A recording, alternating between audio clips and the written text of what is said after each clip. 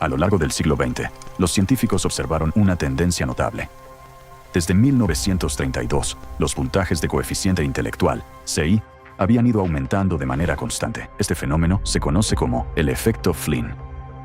Sin embargo, entre las generaciones nacidas después de la década de 1970, el aumento del CI ha sido reemplazado por un descenso gradual.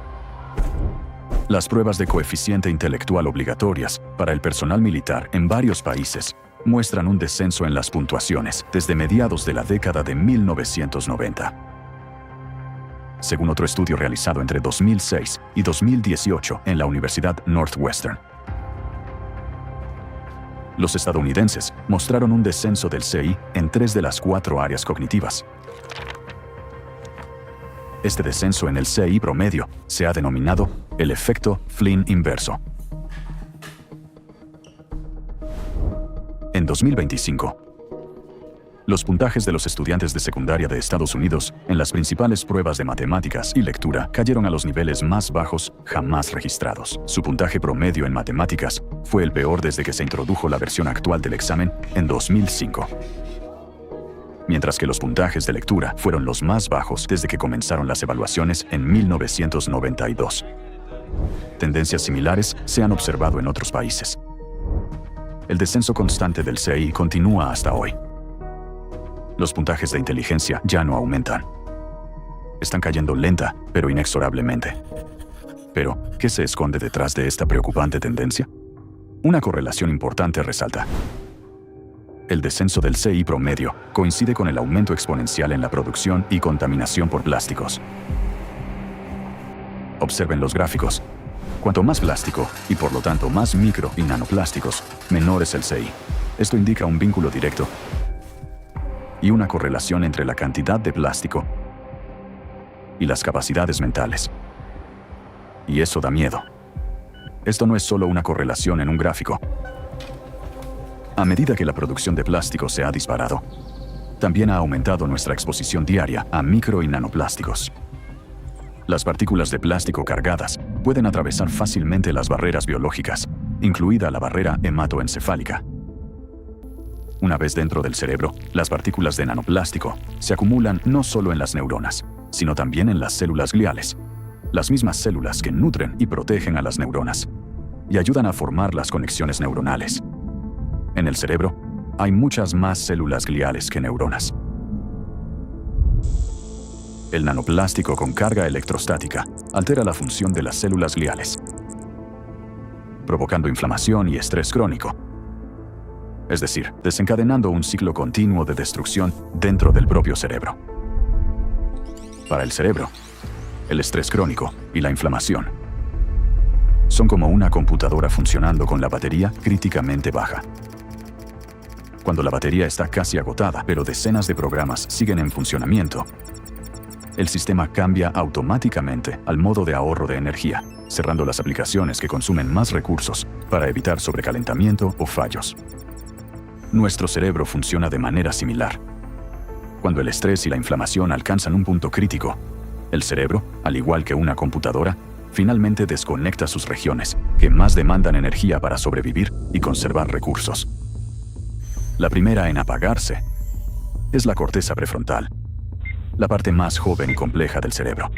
Se considera el centro de control, responsable de funciones esenciales, como la inteligencia, la regulación del comportamiento y la capacidad de pensar de manera lógica, consistente y racional, comparando hechos y sacando conclusiones.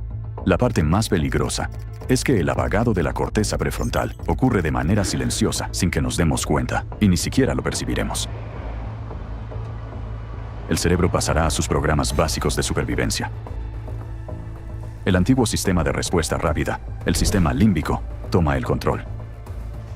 Sus estructuras clave, la amígdala y el hipotálamo, desencadenan la reacción de lucha, huida o congelación. Rápida, impulsiva y sin tiempo para la reflexión. Estos sistemas permanecerán activos durante un tiempo porque el cerebro los identifica como críticos para la supervivencia.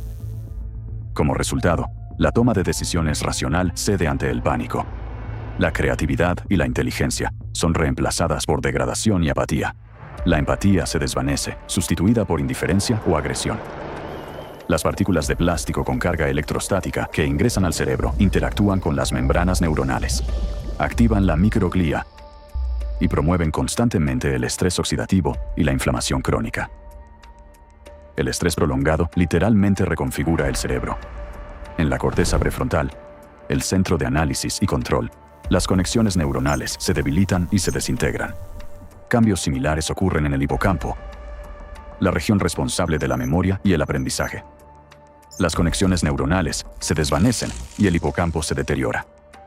En la amígdala, los centros del miedo y la ansiedad, sucede lo contrario. Las conexiones se fortalecen, la ansiedad y la agresión se intensifican y pueden desarrollarse ataques de pánico. El cerebro se reorganiza. En lugar de pensar y analizar, comienza a operar por instinto.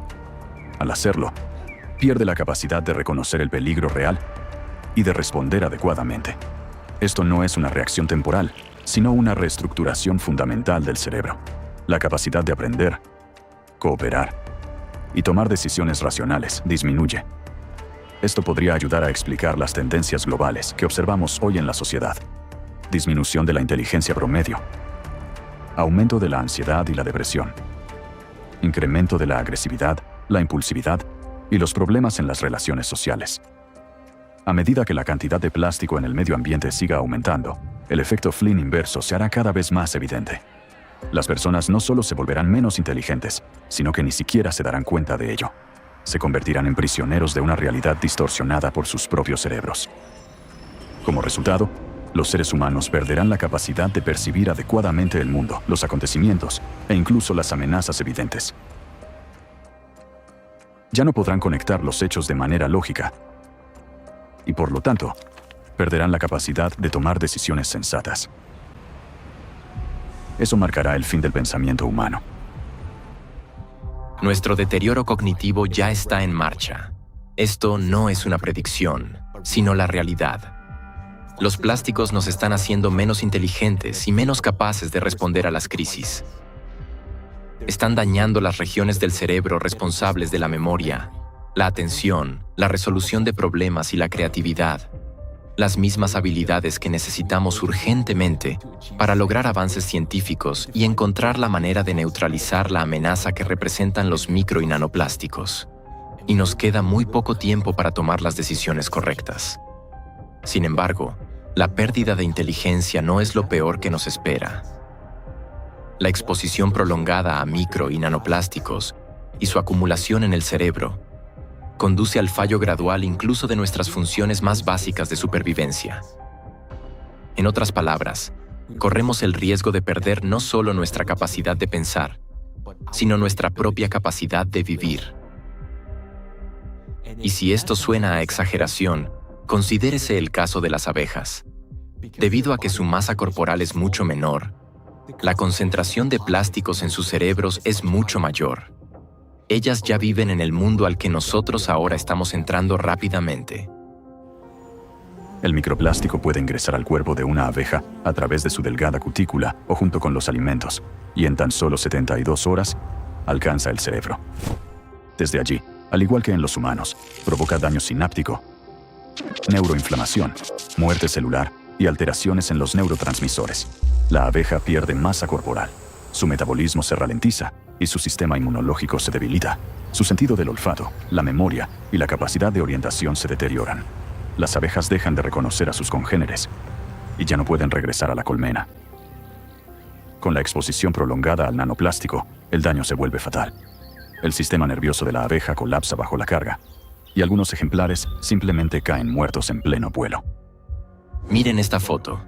Se puede ver el cerebro de una abeja que ha sido penetrado por nanoplásticos.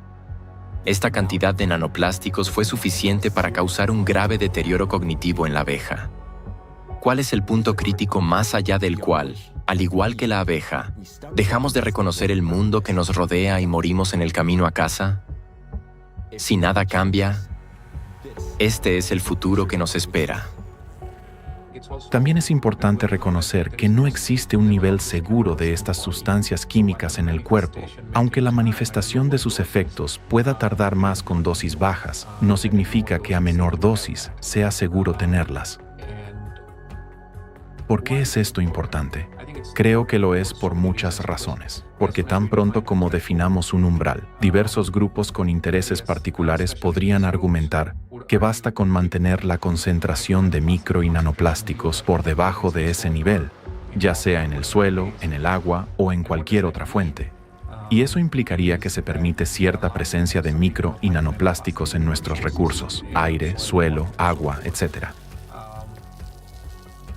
Pero debemos recordar que el impacto es acumulativo. No se trata de un umbral particular en un momento dado ni en la fuente de lo que consumimos, sino del impacto acumulativo en nuestro cerebro. Y honestamente, no lo sabemos.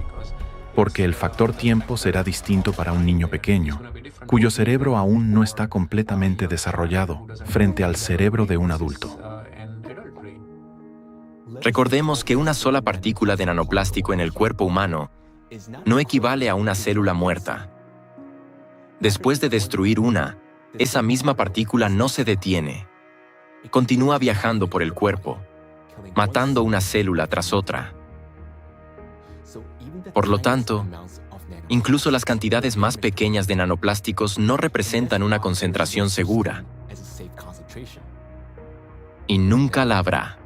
La única diferencia radica en la velocidad de destrucción, es decir, cuantos más nanoplásticos haya, más rápido será el proceso. Estas partículas plásticas destruyen la biosfera y las células dentro de nuestro cuerpo. Dañan orgánulos y biomoléculas, incluidas las mitocondrias y el ADN, provocando una menor producción de energía, mutaciones genéticas, la ruptura de conexiones neuronales y la alteración de las señales cerebrales que regulan nuestros órganos y funciones vitales. Todo esto ocurre de manera imperceptible mientras llevamos nuestra vida diaria. Sin embargo, dentro del cerebro ya se está produciendo una destrucción silenciosa y sistémica.